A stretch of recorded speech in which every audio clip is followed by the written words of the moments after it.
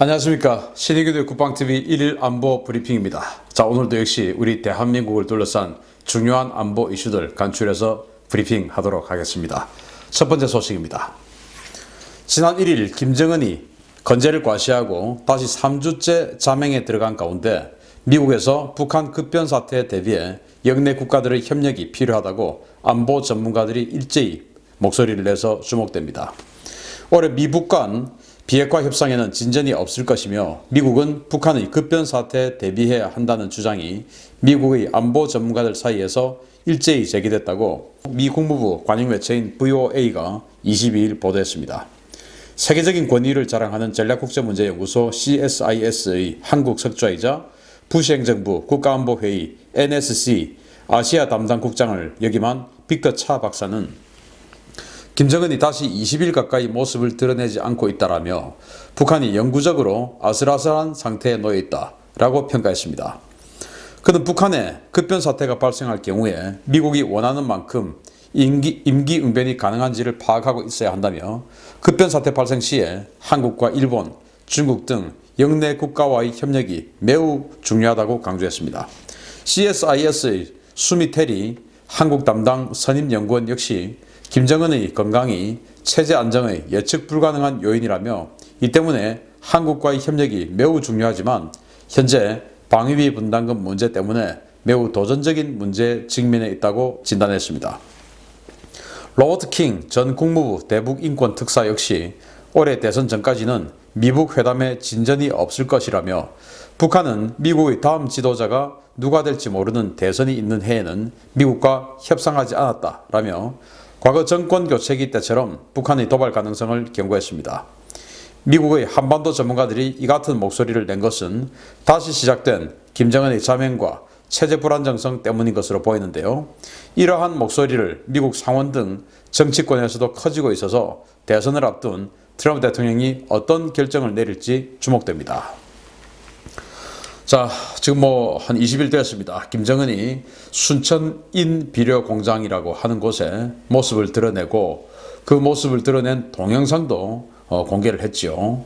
그런데 그 이후에 김정은이 실제적으로 또 통치 행위를 하고 현장 지도를 하고 회의를 하고 이런 모습은 전혀 공개되지 않고 있습니다. 그리고 이제 지금 북한에 있는 소식통들에 따르면 비공식적인 그 전언에 따르면 북한군 내에 지금 최고사령관의 어떤 명령도 내려오고 있지 않다라고 합니다. 그래서 지금 북한군을 과연 최고사령관 즉 김정은이 통치를 하고 있는 것인지 통제권을 가지고 있는 것인지 좀 의문스럽다. 이런 이야기가 있을 정도로 굉장히 좀 불확실성이 북한에 좀 있는 것 같습니다. 그런 측면에서 보면 과연 순천 인비료 공장에 보였던 그 김정은의 모습이 진짜 김정은인가 아니면 가케무샤인가 이런 생각을 해볼 수도 있죠. 과거에 김정일 같은 경우에 그 가케무샤 즉 대리인이죠. 대리 역할을 2명을 데리고 있었다고 하는데 과연 김정은은 그 가케무샤 하나도 없이 지금 통치 행위를 하고 있었을 것인가 라는 그런 의구심이 들고요.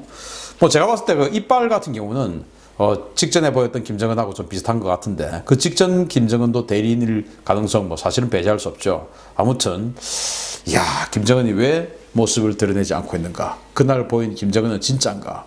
왜 그러면 자꾸 이렇게 미국의 석학들이 그리고 한반도 전문가들이 북한 급변 사태를 계속 경고를 하고 있을까?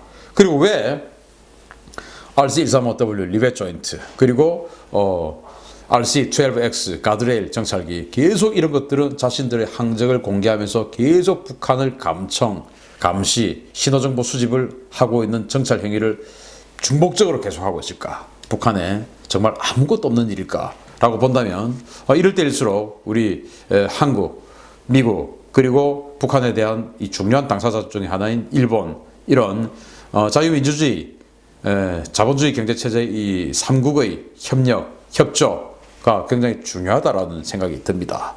우리 북한이 급변 사태 생겼을 때 북한 전토를 우리 대한민국의 주도하에 한반도 통일을 이루려고 하면 사실은 미국 역할 굉장히 중요하죠. 중국에게 북한 북부 지역 다 뺏기는 그런 상황 우리 막아야 됩니다. 준비해야 됩니다. 두 번째 소식입니다. 이 사진 한번 보십시오. 대형 항공기들이 득실득실하게 있는데 자, 이게 바로 엘리펀트 워크라는 건데 전투기들이 없습니다. 자, 이런 가운데 미국이 요코타 공군기지에서 사상 최대 규모의 수송기 엘리펀트 워크 훈련을 실시하며 대규모 공수 능력을 과시했습니다. 누구 보라고 한 것인지 분명한 메시지인데 저도 이런 규모 처음 봤습니다. 미 공군이 21일 일본 요코타 공군기지에서 사무라이 서지, 즉 일본 사무라이 무사의 강습 정도로 해석될 수 있는 사상 최대 규모의 수송기 긴급 출격 훈련을 실시했다고 주일 미 공군이 21일 훈련 내용을 공개했습니다. 이번 훈련에는 주일 미군에 배속된 제374 공중수송비행단 예하의 3개 비행대 C-130J 수송기 9대 전량과 제353 특수전 비행단 소속의 MC-130 1대, 그리고 CV-22 오스프리 4대, 그리고 C-12 휴론 세대 등 17대의 중대형 수송기 전력이 참가했습니다.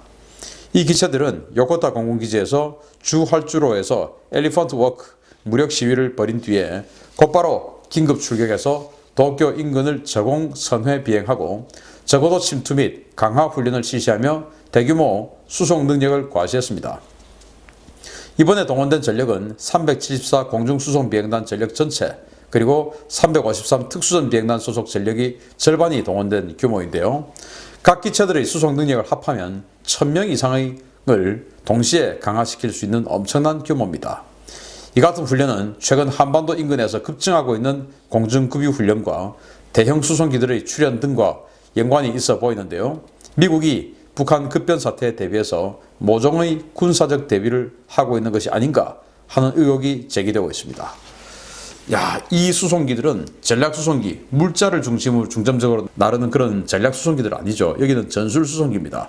병력을 태우는 그런 임무를 주로 하는 전술 수송기들이 대규모로 이렇게 떼지어서 엘리펀트 워크를 하고, 그리고는 이렇게 엘리펀트 워크 택싱만 한 것을 떠나서 진짜로 전부 이륙을 해가지고 도쿄 인근을 완전히 저공 비행해서 이 저공 침투 비행 훈련을 하고, 그리고 이제 이 요코타 기지로 돌아갔습니다. 다 주일 미 공군들이에요.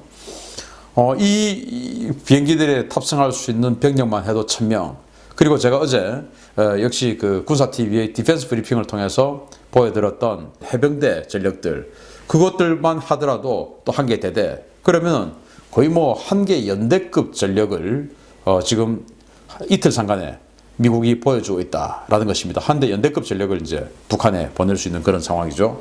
과연 미국이 이런 식으로 계속 북한을 압박하는 군사행위 보여주고 있는데, 아마 북한이 7월쯤 어간에 미국의 대선판을 흔들 수 있는 ICBM, SLBM 이런 걸 쏘는 이런 것들을 사전에 억제하기 위해서 니 쏘면 나 가만 안 있어, 너 죽일 거야, 체포할 거야, 이런 압박을 보여주는 것이 아니냐라는 생각을 하고요. 저는 그런 면을 봤을 때 북한이 SLBM이든 ICBM이든 만들어 놨으면 한번 제대로 한번 쏘아봐라.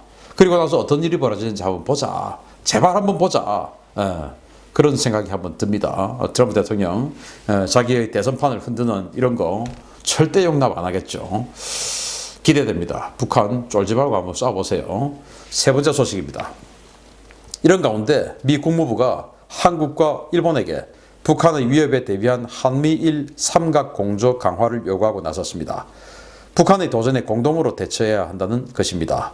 미 국무부가 21일 브리핑을 통해 한미일 삼각 공조 강화와 북한 문제 공동 대응을 요구했다고 VOA가 22일 보도했습니다.